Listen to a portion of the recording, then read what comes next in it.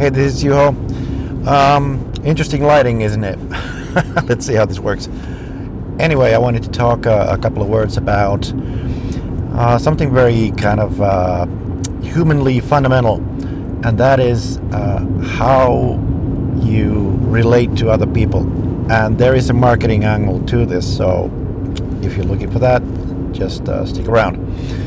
Anyway, when people come to you, what are the things you definitely don't want? I can think of three things that they will just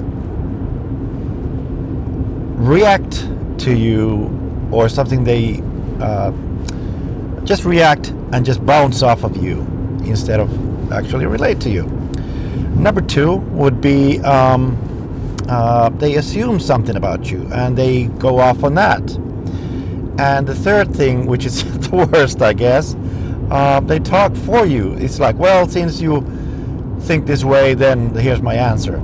And all of these will just prevent actual dialogue between two people. And it's a real shame. And unfortunately, well, the world at large has been going that way for some time now. So in marketing, in copywriting, in relating to your prospect, to your future client, it's not that different. It's something I harp on a lot in my trainings with marketers, communicators, copywriters, marketing teams even. And a lot of people seem to struggle with this notion of not thinking for your clients. Yeah, but I've seen this so many times. I'm a personal trainer and I've seen that they have this problem. They can't lose the fat. They can't. It's because they don't sleep enough or they don't do this. Yeah, but you're also assuming a bunch of things about them.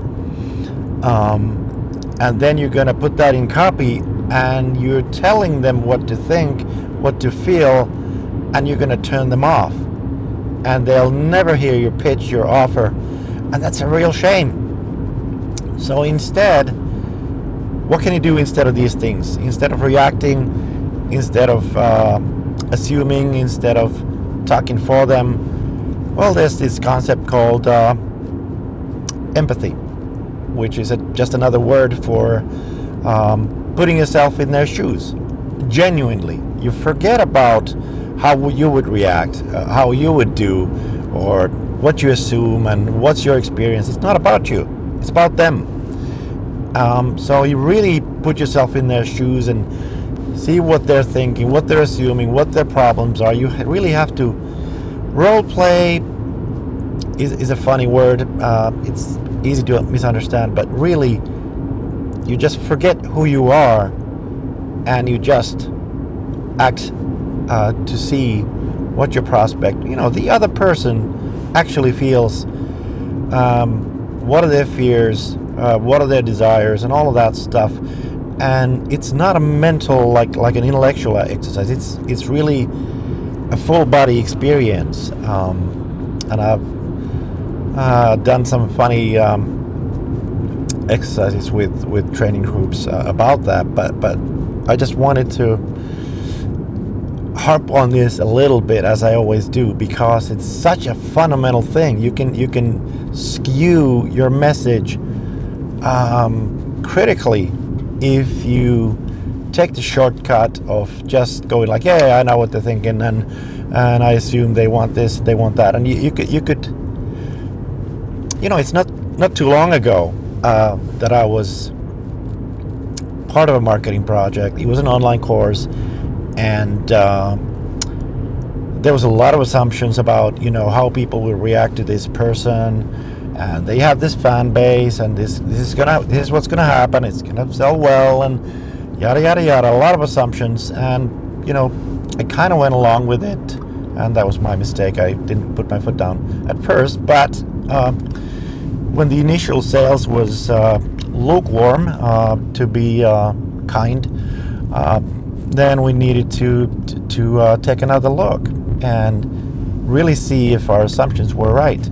Some of the key words, some of the power words weren't triggering them positively at all. In fact, they were maybe throwing people off. And so we needed to change the verbiage, and we needed to change our assumptions about the people. What do they really want?